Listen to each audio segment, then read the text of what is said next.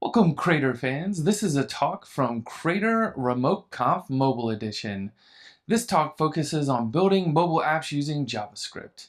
You can find out more information about upcoming Crater Remote Confs at conf.crater.io. Enjoy the talk.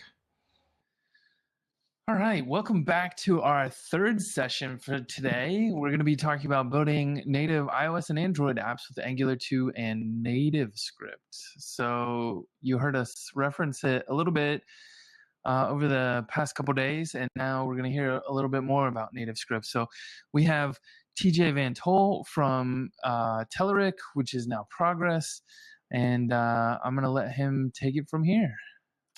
Excellent. Thank you. I'm going to go ahead and share my screen. Can you see it there? Yep. Excellent. All right. Yeah, I'm TJ. I am coming to you from Lansing, Michigan, a place you probably haven't been, but it's actually quite nice here. And I'll be talking about NativeScript today and how to use it to build iOS and Android apps.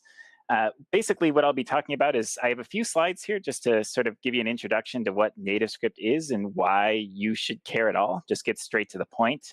And then we'll build up a little app. I think the best way to sort of learn a framework, see how it works, see what the process is like is to actually build something with it.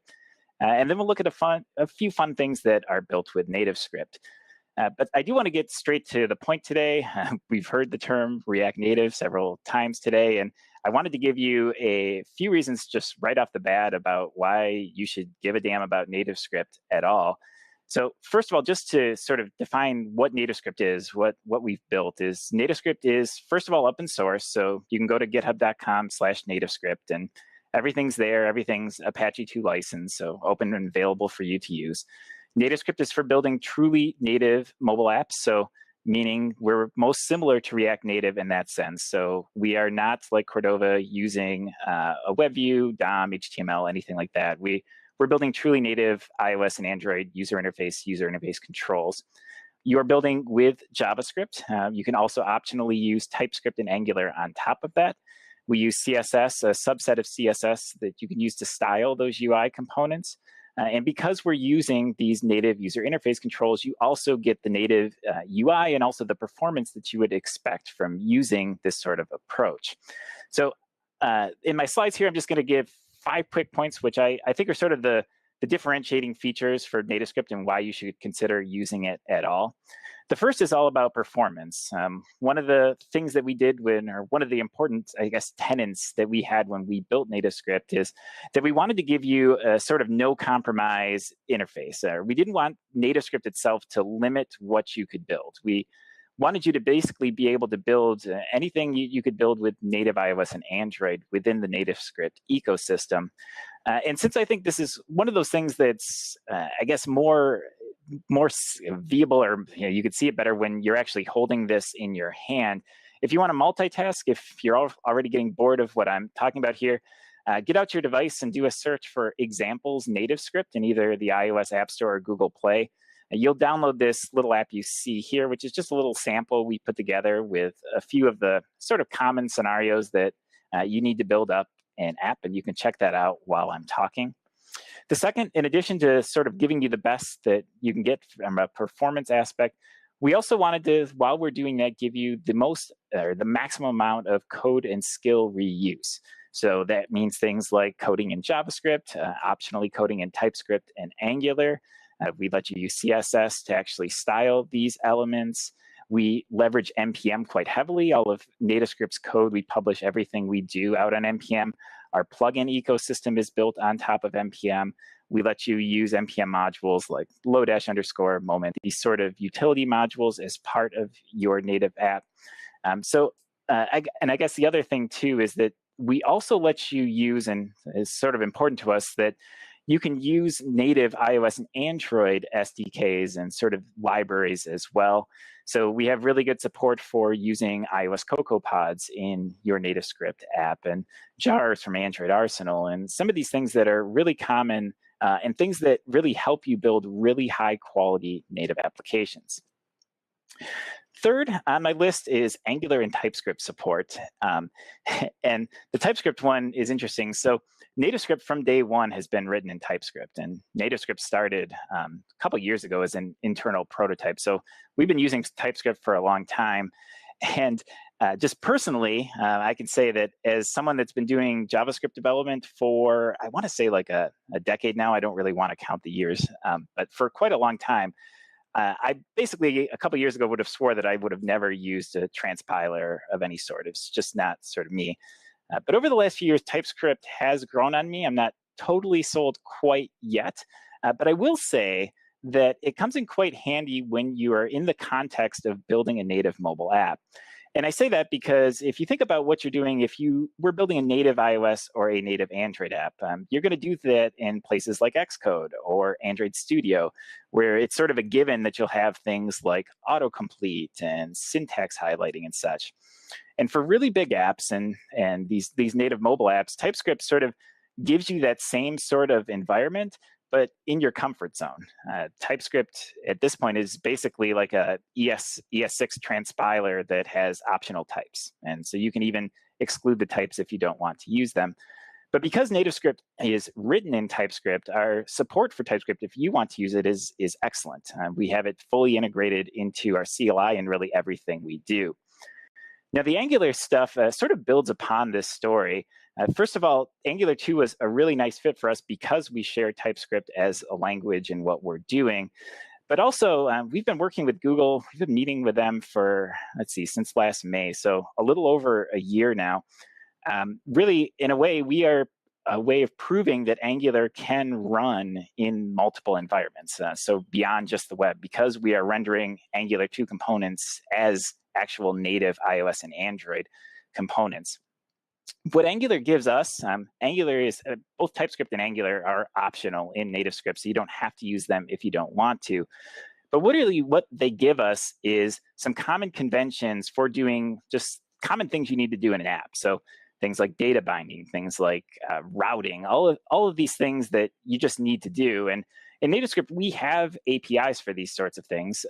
As I said, Angular is optional, but we had a ton of demand from people that wanted sort of a standardized way of doing these sort of things so that they didn't have to learn NativeScript specific things. They wanted to use a framework that was familiar, was well documented, and out there.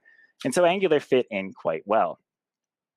The other thing Angular gives us is by coding to these APIs, you have the ability to share the framework across both your native apps and your Angular 2 written web apps. And in some cases, you can even share some code as well, things like your backend objects, your business logic, your model objects, things like that. So that's number 3. I said I've got 5 reasons total, and then we're going to dive into some code so you can actually see this. Number 4 is sort of NativeScript's characterizing feature. It's the reason we call it NativeScript in the first place, is that we give you complete access, 100% access to all of Android and iOS's APIs in your JavaScript or TypeScript code. Now, this can be a little bit tricky to wrap your head around, but the code you see there on the top right of the screen is valid JavaScript and TypeScript, for that matter, syntax. But you can see that it's calling an iOS API, UI Alert View. And this is valid. This is something that you can do in your NativeScript app. You can just invoke iOS and Android APIs where they make sense. And I have one more example here that shows we also have this available on Android. Now, really, this is sort of the crux of the architecture of NativeScript, but it's here because this goes back to us wanting to provide a no compromise or a solution that doesn't limit you. We really think that if you're building a real world, like a production scale application, it's sort of inevitable that you're going to need to do something iOS or Android specific, and you're going to need to do something that goes off the rails of what the framework offers out of the box. And we wanted to make that as easy as possible to do, because there's always going to be these advanced scenarios. And if you think about what you'd have to do in, say, a framework like React Native, most of the time this involves writing native code, actually having to go into Xcode and writing some Objective-C or Android Studio and writing some Java. You'd have to do that in Cordova as well to write a plugin. And we wanted to give that access directly to JavaScript and TypeScript developers so that they could stay in an environment that they're comfortable with, where they're tooling is going to continue to work, but still have the access, the ability to do these native things. But at the same time, we also realize that your average person does not want to write code like this. And in fact, the reason that people choose frameworks like NativeScript, choose frameworks like React Native, is specifically because they're trying to avoid things like this. They want to be able to write native apps using easier cross-platform APIs. And we provide a whole lot of those in NativeScript to allow you to do that.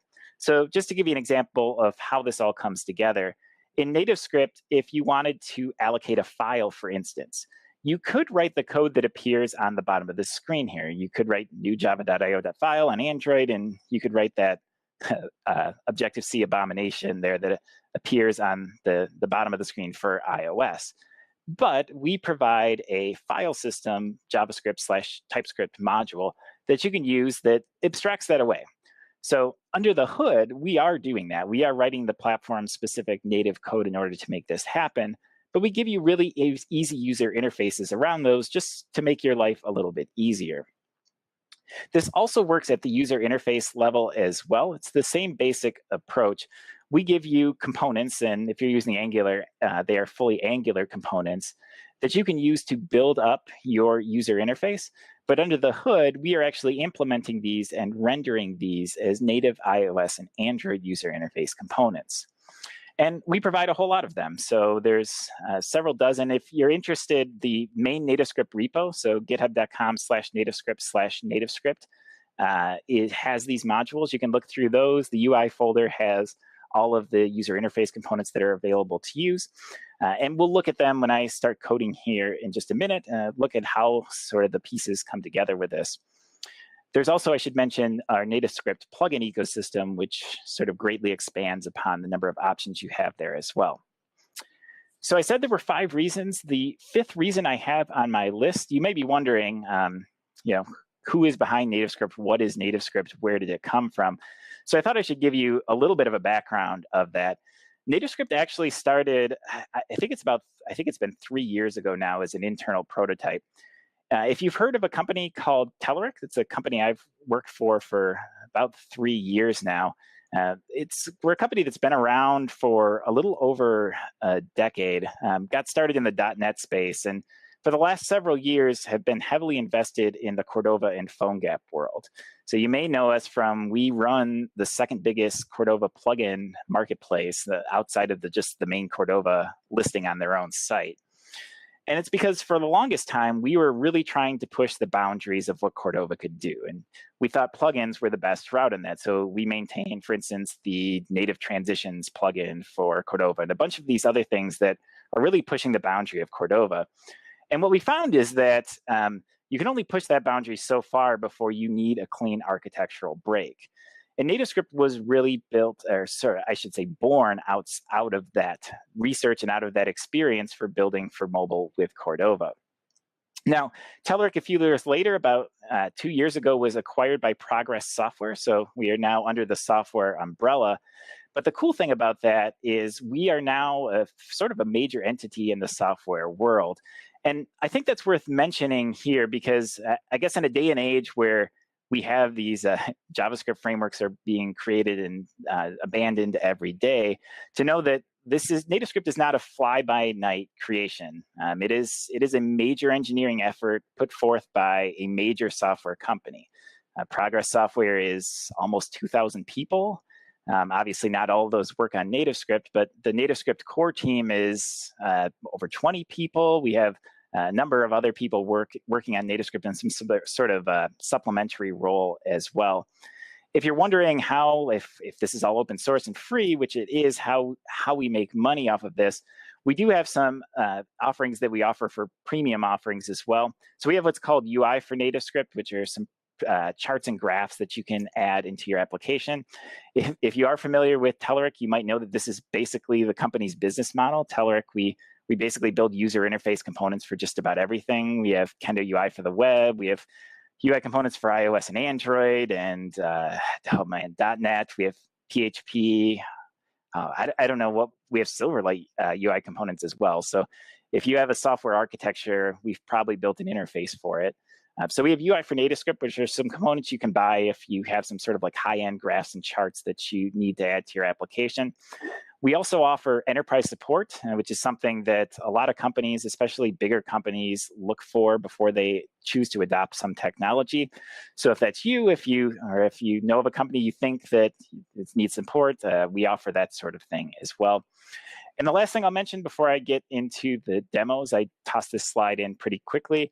So the last speaker mentioned that we don't have as many stars as React Native, which is true. We've got about, I think we have just under 8,000 stars on GitHub, but I will say we are growing. You can look at, do the research for this yourself. This is TNS core modules. This is the main GitHub repo, github.com/nativescript/nativescript. It's on NPM as TNS-core-modules.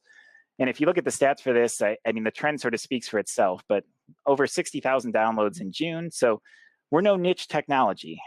We're something that's been growing for the last year or so, and we intend to continue to grow into the future. So with that in mind, I think it's actually a lot cooler, a lot more fun if I actually just show you an app and get out of PowerPoint. So I'm going to do that now and bring up my editor here.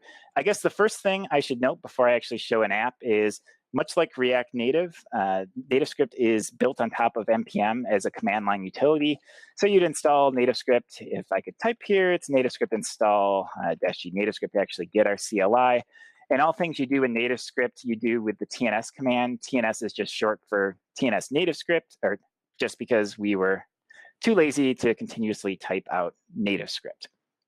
So I have a little demo app that I sort of wireframe together, and it's a super impressive app. I think you will all agree, so I'm going to bring it over here. It's an amazing Hello World app that we're going to add a little bit of functionality to, hopefully make this a little more awesome. Quite basic right now.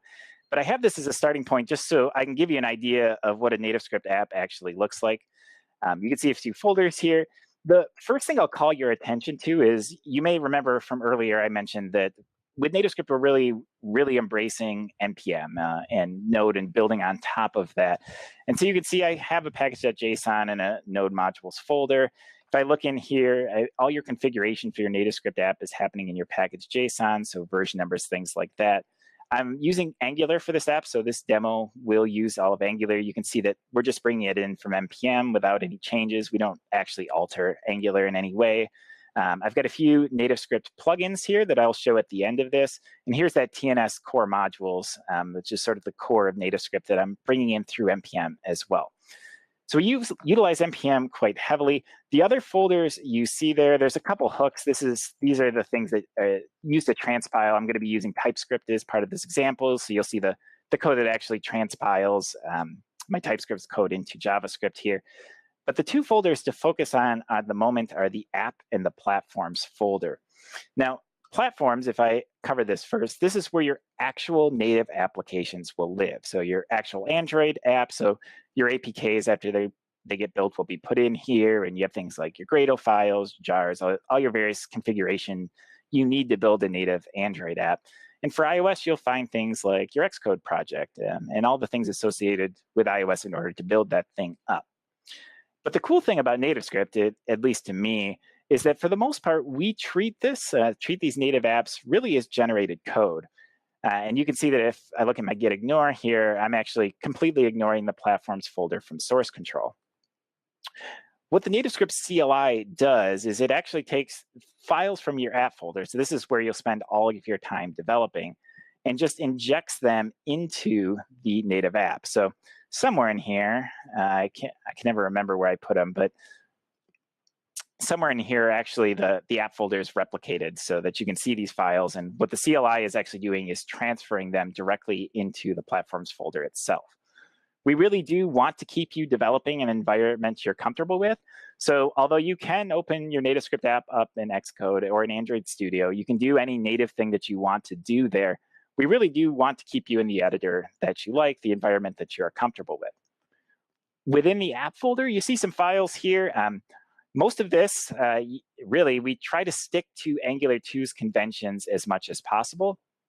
So other than this app resources folder, which has things like icons and assets that need to get injected into the native app, really this is basically indistinguishable from an Android or an Angular 2 web app, other than the lack of an index.html file sitting here.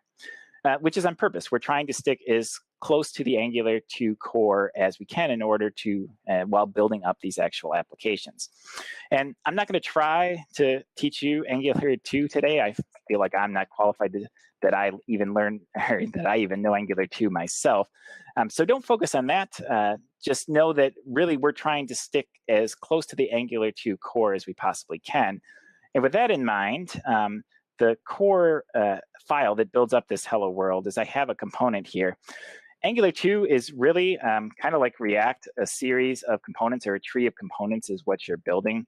And in this app, really, I've just given control to this file here, this login component, which builds up what you see here. Now, if you saw this file, and if you had done Angular 2 web apps before, really this is code, this code would run on the web. The one problem is you could see the difference in this user interface component. On the web, this would be a label with a lowercase l, and the text would appear sort of within the label and not as an attribute. The reason we're doing this is if I actually dive into the implementation here, so I'm going to go into TNS core modules, into the user interface, and into the label here.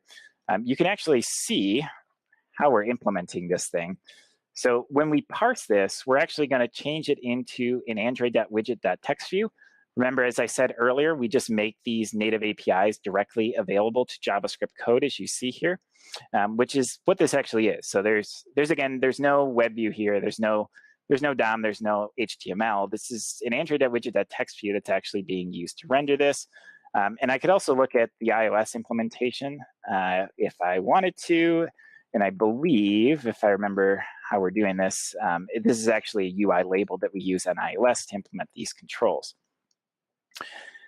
So with that in mind, a label is not all that interesting. Just to give you a little bit, we'll start to build this up into something a little bit more robust, so you can see something that at least approaches something more real world that you might build.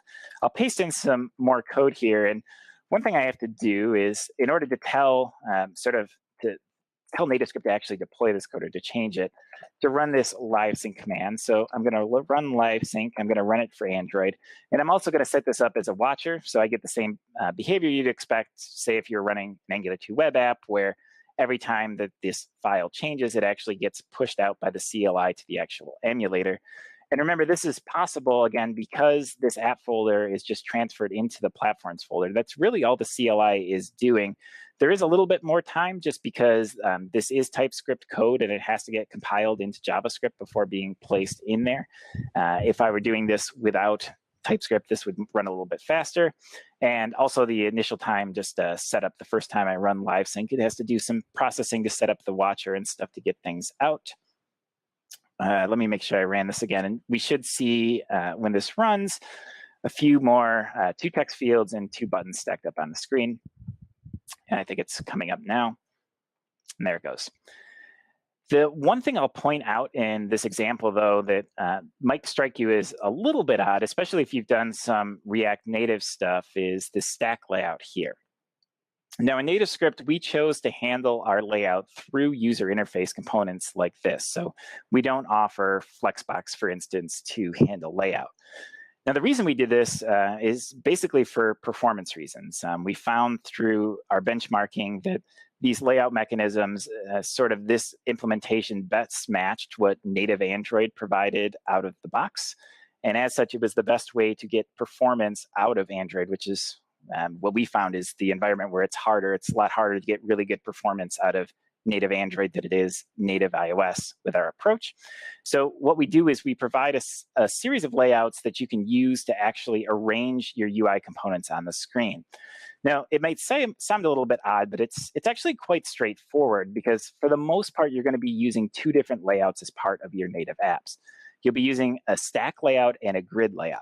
Now, stack layout, you'll see pretty easy to use because it just says to stack things up. So you stack things up either vertically, which is the default that you see here. You could also give this thing an orientation attribute if you wanted things to appear vertically, or I should say horizontally across the screen. But for now, this is quite simple vertical layout that stacks stacks up these user interface components.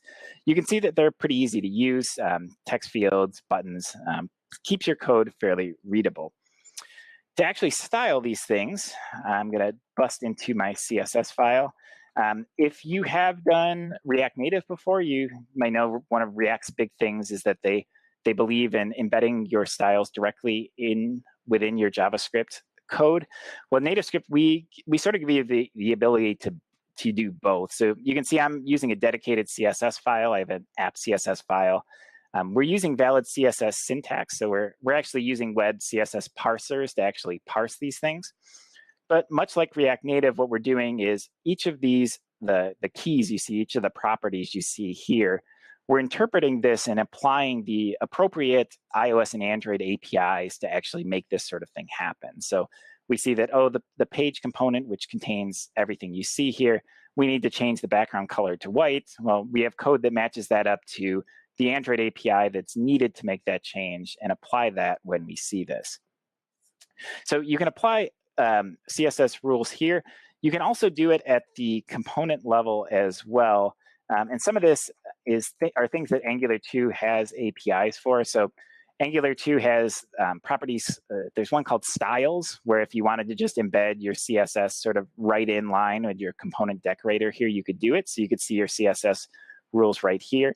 You could also use this style URLs that you see here that just points at some external CSS files, which is what I'm doing here to make this possible. And I think my live sync, oh, yep, sorry. I kicked that off wrong, so there it should go and load up there so you can see what these styles actually look like. So these things are starting to look a little bit nicer. We got a little bit nicer looking login screen. Still pretty basic. I'm going to ramp things up one more and actually add some code that hits a little bit of a backend. What I did is I changed the login function here, and I'll go into the template, which is an Angular 2 template, and show you where this actually gets done. The tap binding is just how Angular 2 does event binding. I'm binding to NativeScript's tap event. And when I call that, I'll call this login function. And I'm calling an Angular 2 service here. And at the moment, all this is going to do is show a little alert when I show this thing on the screen. But the reason I show this, and I'll go ahead and hit that so you can see very exciting stuff. But the reason I show this is that this user service, which is an Angular 2 service, and really all it's doing for login, you can see it's using Angular's HTTP service to actually post some data back to a little backend I have driving this thing. But what's cool is if you skim this file, you'll notice that I'm not doing anything specific to NativeScript in here. To actually log in a user, all I need is, in this case, a user object and just to make an HTTP call. And because of that, I have the ability to share this code, not only in this native app that I'm writing here, but also in a web app as well. And I actually have a web implementation of this. So I'll go over here. This app is actually driven by the exact same service, just verbatim copied into this application to actually log users in. And this is the next bit of functionality we'll have here to actually manage a list as well. The reason this is possible, if we actually look at this code a little bit different, or a little bit more deeply, this HTTP service, if we were to look at this code, this is actually coming from this Angular HTTP module from NPM. Now, Angular implements this HTTP module with XML HTTP request APIs. So the reason this works within your native app is because we actually re-implemented that API. So if I go into, let's see, I don't need user interface. This is within that TNS core modules folder. You'll find that we have a complete implementation of XML HTTP requests, but we are implementing it with iOS and Android API. So we essentially shim the exact same API so that you, as a user, could use code like this. You could work at this abstracted layer and get functionality that works both in your native app here and also in web apps as well if you wanted to share code. And I should mention, I actually can show it here. There are some people in our community, so let's see, Nathan Walker, yeah, I've Googled this a lot, that actually have played with ideas of ways that you can actually share code between web and native and actually build them from a single code base. So this is Nathan Walker, one of our community members. He has a little advanced seed for Angular 2, and this is where I actually got the GIF that I used earlier in my slides from him. And he has some sort of tooling here that helps you build out these apps so that you can use a single code base to build things up. I personally have sort of the opinion that I guess web and native apps are different enough that I don't usually like to do that. I think usually these apps sort of diverge enough that it's not necessarily a good idea. For this app, I've adopted the convention of I just have a folder that I can share. So I just call it shared and put in the files that aren't specific to the view layer at all, so that they are more reusable across these different development environments. So that is how that works. Let's see. I've got a couple more examples here I'm going to paste in. We're going to do a few more things to this app. I need to get out of the user service here. And what I'm going to do is paste in the next version of this that's going to add a switch up the login function. So you remember before I was just doing an alert. Let me get this out of the way. I was just doing an alert when the user service came back. This time I'm going to use the router to actually navigate the user. So this app does something a little bit more interesting than just this. And the reason this should work, I should mention, is if you think about routing just sort of more generically, especially when you think in terms of code sharing, routing is just different between web apps and native apps. It's not something, I mean, the web has things like URLs, for instance, hashes, refresh buttons, back buttons, things that your native app doesn't necessarily have. So the approach we took here had to be a little bit different, especially when we built with Angular 2 as well. And what we did is, if you've done any Angular 2 before, you may know that they provide this, what they call a router outlet directive. And basically all router outlet does is say render the component that the router points at here. So what we did is we essentially built on top of it. So we built, this is coming from NativeScript Angular, so our Angular implementation router. And we built a lightweight layer on top of it that basically overrides the APIs that we need so that you could code to the same APIs when you're defining your routes. So there's some file in here, apps.route. Actually, should have, app.routes.ts. So this file where you're actually defining your route, you can see that this code is something that's going to be the same basically between your native app and your web app. But then you need to use our APIs here just so that when you actually do the routing, which I'll do here in a second, things like the Android hardware back button is going to work as you expect. On iOS, you get the sort of swipe back behavior that you expect that's natively built into iOS. And all of these little things that you'd expect out of a native router, we handle for you, but we still give you a familiar API, at the very least, for defining the routes that actually live within your application. So let's see. I got a couple more things left here. I think the last point I want to make is, even though I've talked a little bit about code sharing here, and really some of these code sharing points, they're not really specific to NativeScript. I mean, the same discussion really applies for React Native and React really almost equally. But I'm sort of the person that says, although it makes sense to share some code, back-end sort of things, that if you're going through the hassle of building a native iOS and Android app, which is not a trivial thing, I don't care what framework you use, it's going to be a hard process to actually do, that you actually should take advantage of the device, or you should have some compelling reason to be building that native app. Otherwise, it's probably not going to be worth your time and effort to be building for native at all. And so with that in mind, I thought I'd show a few things in here that at least I think push what's possible in NativeScript, or some of the cooler things that give us a more performant, a more robust application. And the first thing I'm going to show is I'm going to go in and add a little feature we just recently added in our last release of NativeScript, which is CSS animations that very similarly to, actually, I don't know if I need to change that or not.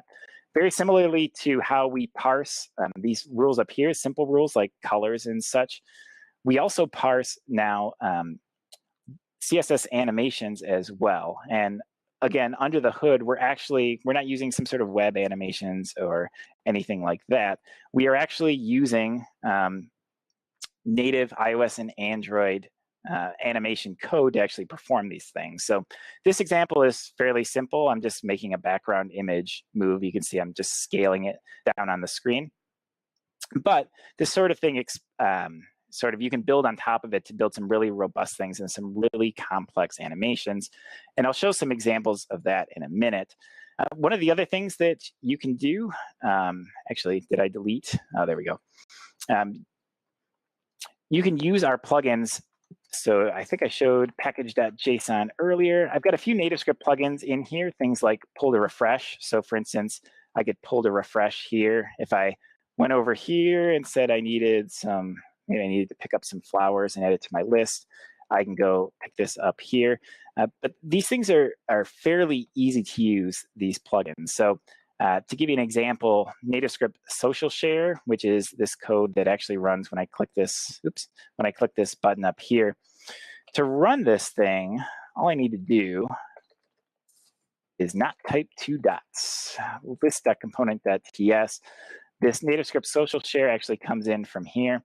So you can see that there are 0, say, Xcode, or in this case, Android Studio steps in order to use or to leverage some of this native functionality. So social share, I can just install it from NPM, bring it in here, and somewhere at the bottom here, I actually just call a share text message that is going to let me lock into this native API. It's sort of the same thing for the pull to refresh that I showed there too. If I go in list.xhtml, really all I have to do is bring the plugin in from NPM, and then I can just use it in my user interface as well. I do have one line of code in the TypeScript code here. Angular 2 makes me register this thing so that I can actually use it in my template, but that's all I need to do to actually use this. And to show you one more, perhaps my favorite, just because it's kind of cool, is there's someone in our community wrote the NativeScript explosion plugin, which is my absolute favorite. It's also quite easy to use. So all I have to do is, I've already installed it from NPM. You saw it in my package.json file.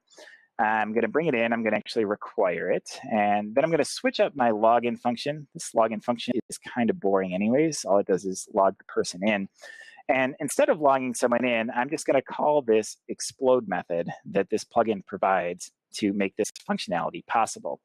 Now, while this is loading, I did want to show one thing cool about this is if I actually go to this plugin, so NativeScript explosion field, there it is, and go into the Android implementation of this, you can see how simple NativeScript development is because all of these native APIs are available. This plugin is like 10, 12 lines of actual code here. And really all it's doing is it's taking a jar or a library from Android Arsenal that someone wrote and essentially wrapping it. It's wrapping it with the NativeScript APIs that takes a view or a UI component. And what it's going to let us do is when I sign in, you'll see the fruit explodes, and then this explodes, and in a minute, the whole screen will explode. So I have this ability to tie into this sort of incredibly rich ecosystem that's out there of iOS and Android plugins that are available. And I can do so trivially, and I can also do so without stepping into some native development environment. I don't have to go into Android Studio. I don't have to go in Xcode. I get to stay in an environment I'm comfortable with. And really, that's the power of NativeScript, being able to write in familiar APIs, but at the same time, get the very best that the native ecosystems have to offer. So with that, I'm going to show, let me get up. I think I have, can't find my simulator here. I have a few other examples that I was going to show you. So I'm going to drag my device over here, some things people have built. Let me get out my device, show you a couple apps that are built with NativeScript. This one here, Shout Out Play, which is pretty cool. It's not actually out on the iOS App Store yet. I have it installed from Test Flight because it's coming soon. The home screen you see here is built with the NativeScript Slides plugin that you could look up on NPM that just lets you define a few things as slides in your user interface. So you can easily build one of this little intro slide type things that are pretty common in apps nowadays. This app has you log in with Spotify. It sort of revolves around music. And what the author, this is Nathan Walker, wrote this app primarily. And what this app lets you do is this is actually using the Spotify SDK, the iOS SDK that Nathan wrapped up, NativeScript Spotify and NPM. You can look this up if you want to log in with Spotify as part of your application. I already have my credentials in here, so it's pretty simple for me. This is the core of the app. You can see there's a little drawer here that's being used for navigation. This app lets you search Spotify, so I'll search for some music here. You can see UI table view, so you get the performance you'd expect from a native app here. I don't even know. Let's add a song. And as I play around here too, you can sort of see the performance that you get from using a native technology. If you've used React Native, you would probably expect something similar. The core of this app is around building what's called shoutouts. So thank you, Luis Roberto Perez. Shoutouts are little audio clips that you can record on top of songs. So there's actually a sound plugin. So I can record with this. This is the NativeScript, I think, audio visualization plugin that's being used here, that's used to record this audio. I can play this thing back using the native audio plugin. I can add this thing to a track. You can see the animations are really quite nice. I could also just play one of these songs if I wanted to hear some music here, and if my Wi-Fi will cooperate with me. I don't know if you can hear it, but I think my phone is absorbing that sound. So that's Shoutout Play, which will be on the iOS App Store relatively soon. If you are a soccer fan from, I don't remember what country this is from. I don't know. I'm reading here, but you could download this app. I'll show you where to find a list of these apps if you want to play with these yourself. But just to give you an idea of the sort of thing that you can build with NativeScript, see this app here. We have Fancy Weather. It's a NativeScript app. If you're a Modulus fan, the Modulus app is built with NativeScript. Just to drag this over, I'll show you where you can actually find some of these things and the best places to go from here. So if you go to nativescript.org, this is our homepage. If you want to see some of these apps that I was playing with, you can go to our showcases page here and sort of install some of these apps and play with them yourself. If you wanted to try that NativeScript examples app, we have a link to it up here. Some of the other things I'll mention is if you want to get involved with NativeScript, sort of the best place to get started, and the thing I recommend for people is to join our Slack channel. We have a pretty lively Slack environment. We've got well over 1,000 people in our group, and it's a great place to ask questions as you're getting started up and running with NativeScript. If you want to learn the framework, what I always tell people is click this Get Started button, the big one on the website here. And we have 2 different tutorials that we offer for helping you get up and running with NativeScript. So we have a TypeScript and Angular tutorial you're gonna see a lot of the code like what you saw here today. We also have a tutorial for getting started with JavaScript. Remember, TypeScript and Angular are optional in NativeScript. So if you prefer more of a JavaScript approach, we have a tutorial for that helps you get up and running with that as well. And really, that's the best place to get started. Head to Slack from there. And since I don't want to take everybody's time, I know my attention span is no more than about 45 minutes myself. I guess I'll wrap up. I guess I'll ask if there are any questions at this point. And now, a brief word from our sponsors before you see the rest of the talk. Raygun. Spend more time building great software and less time fighting it.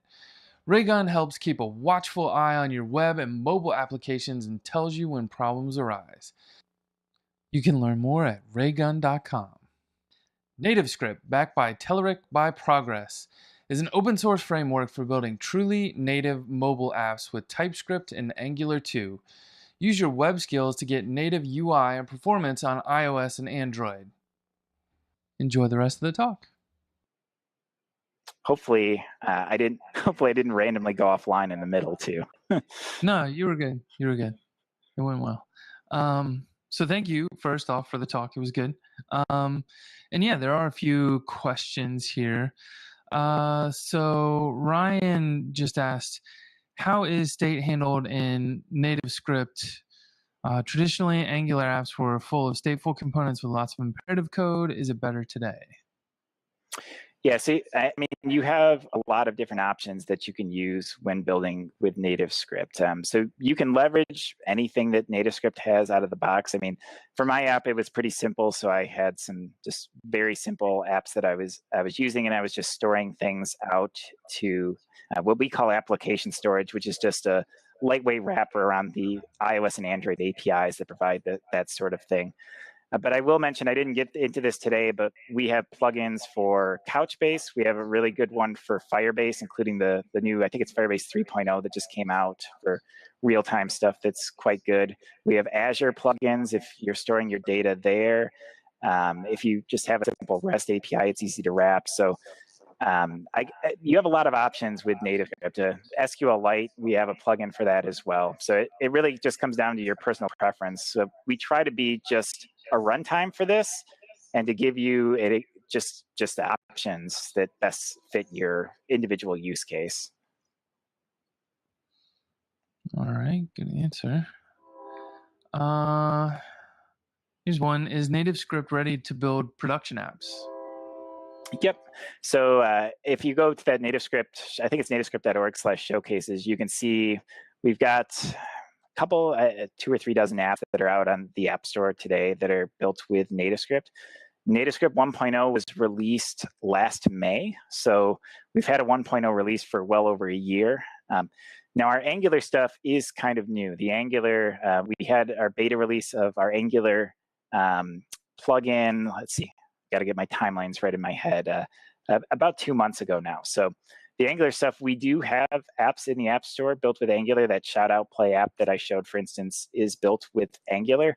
But we're not quite saying that we are like 1.0, I guess.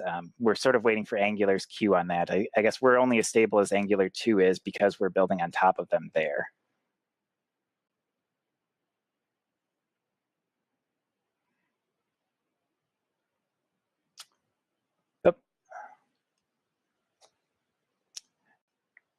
Are you on mute, Josh? I think I lost your audio. I was on mute. The train went by. So Sebastian asked, why use NativeScript instead of React Native? I know you went over that. Maybe like you said, why? It was more like why use NativeScript? I'm curious. Yes. Yeah, I can give you the sort of succinct version. I think the like quick and dirty is that if you're a fan of Angular 2, I think that's one compelling reason to look at NativeScript. I think or TypeScript, I should say, for that matter. I think that we've really built with those two things in mind from the ground up. And I think we provide a better experience than what you'd get in React Native there.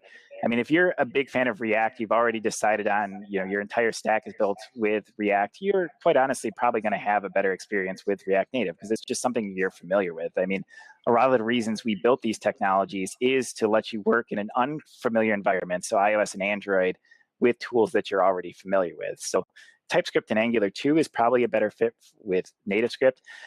I should say the other reason too is that we do, at least I feel personally, and this is just sort of my own feeling, is that we abstract you away from iOS and Android a little more than React Native does. I think React Native does a little better job that if you or a team or a company you work for has some iOS and Android experience, that you're going to have a better time with React Native really customizing that. Because if you think about even the motivations behind the companies building these things, like Facebook is a massive iOS and Android company. They know how to really tweak and get the best out of their apps. And in NativeScript, we are trying to distract you away from that more. I mean, you saw that we treat the native apps really as generated code, that we're trying to keep you out of those environments. So that's I guess my short answer to that. No, that's good. We already answered that. Let's see. So Ryan asked, from how you describe NativeScript, it feels like a nice thing to use if you're going to invest in Telerik components. But what about people who don't want to use Telerik? Are there many community plugins for expanding native functionalities? With React Native, I have countless plugins, so I don't have to go dig into native code, but I worry that using NativeScript would not allow me to go so far. Yep. Yeah. And I mean, quite honestly, React Native does have a bigger community and it does have more plugins out there. But I think you'll find that our community is quite large and growing. If you just go to NPM and search for NativeScript, right? You don't have to take my word for it. There's about 300 things out there right now, and that list is growing every day. I mean, you saw some of the things that I showed today that I demoed of some of the things that are available. I think you'll find that the most common things that you need to do are things that we either provide core out of the box or that there are plugins available. We do have some catching up to do for React Native to sort of expand that list to really hit some of the more niche scenarios, but our community is growing and we're getting there. So cool. All right, and I'm assuming this is your office, so behind you I see some Pokemon. So what level are you in Pokemon Go? I'm only level 7, and that sort of disappoints me. So I've been in full nostalgia mode, by the way. So I've been meaning to have more time, but I have twin 5-year-olds, and somehow that takes away from my Pokemon Go time. Although I have to say, I rigged up yesterday. I've got some of my old phones, and so I set up a hotspot on my phone so my kids could like go outside too, and was teaching them Pokemon, which was excellent, by the way. So highly recommend if you have children. Pokemon Go adventure is a lot of fun.